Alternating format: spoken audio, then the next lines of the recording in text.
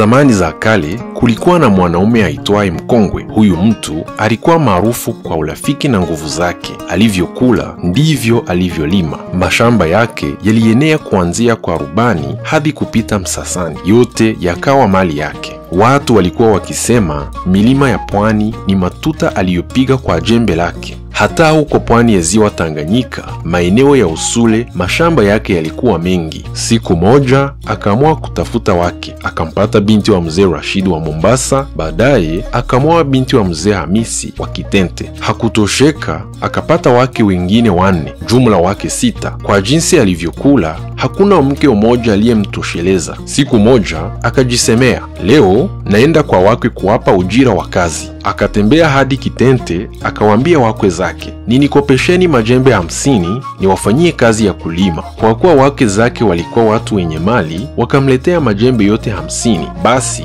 Mkongwe akaenda shambani, akaanzia kulima kwa Rashid, akilima Kitente kote, akazunguka mpaka kwa Bakari wa Bukoba. Mkongwe alikuwa akipiga jembe mara 2 tu, na la 3 akiinua nyundo kubwa kufunja udongo. Akiishia kuvunja majembe yote 50 bila kubakiza hata moja, ndipo akamaliza kazi. Shamba liliolimwa na Mkongwe likawa zinga moja. Mzee Hamisi akapeleka wakulima wake kulipanda. Walijitahidi sana, lakini udongo ulioshughulikia Mkongwe uliwashinda, haukuingia jembe la mtu mwingine. Mzee Hamisi akasema, huyu mtu ametufanyia kazi ya kutisha, inafaa tumlipe vizuri. Wakapanga sherehe kubwa, wakachinja ngombe, wakaanda ugali wa mhogo, supu nzito ya nyama na pombe ya mnazi. Wakaita jirani wote. Walipomaliza maandalizi, wakamuita Mkongwe aje kula. Akaanza kula, akamaliza ugali mwingi, nyama ya ngombe mzima na pombe ya mnazi yote. Baada ya kushiba, akatoka nje akasema, sijala kitu. Watu wakabaki wakishangaa tumbo lake lililokuwa kama mtungi wa maji. Mkongwe alienda kuishi na jina kubwa, akawa msemo wa watu. Siku moja Mkongwe akajisemea, hivi kweli katika pwani hakuna mtu anayenishinda kwa kula? Mimi hula mara moja tu kwa wiki, lakini wao hula mara nyingi kila siku, na hakuna mtu ananizidi kulima au kufanya kazi nzito. Ndiyo nakula sana, lakini jinsi ninavyokula ndivyo ninavyofanya kazi. Sijawahi kuiba kama wanavyonisingizia. Mimi ni shuja kabisa.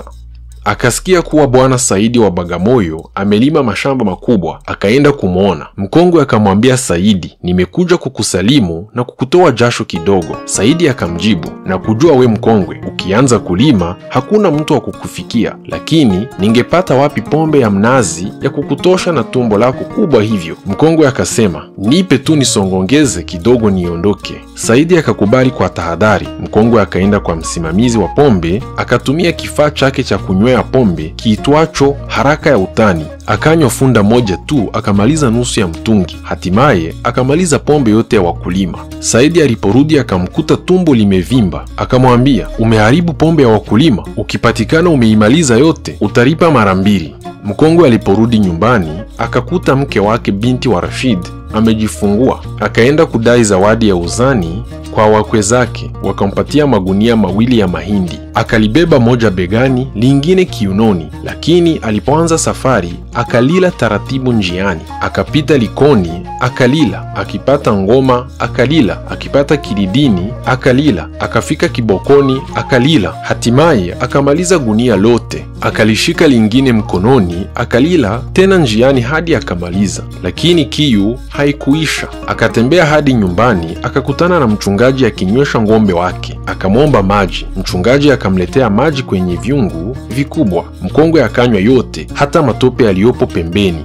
Ngombe waliporudi hawakupata maji. Mchungaji akakasirika, akamchoma Mkongwe kwa mkuki mguuni. Maji yote na chakula alichokula yakatoka tumboni mwake kama mto. Ndipo yule shuja mkubwa akafa kwa sababu ya tumbo lake kubwa kupindukia. Hitimisho. Hapo hadithi ya Mkongwe wa pwani inafikia mwisho.